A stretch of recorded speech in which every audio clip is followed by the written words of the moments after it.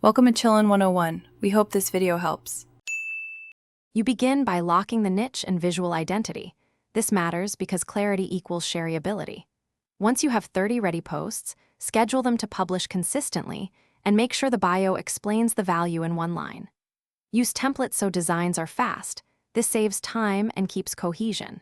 Start posting daily or every other day to build momentum, and immediately test 3 hashtag sets to see which drives initial reach. Once posting is consistent, diversify formats so the algorithm surfaces your quotes.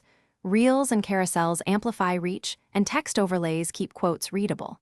You should spend focused engagement time each day, reply to comments, join conversations, and follow accounts in the same niche, because algorithmic signals reward authentic interaction. Make a simple tracking sheet for reach, saves, and shares, then iterate every week. This lets you kill failing styles and double down on top performers. To scale, collab with similar creators, invite user-generated quotes, and boost one high-performing post to jumpstart discovery. Automate scheduling and keep templates so you can batch produce while maintaining quality. If growth stalls, run a focused audit. Check your opening lines, posting times, and hashtag mix. Adjust the niche or tone if followers aren't engaging.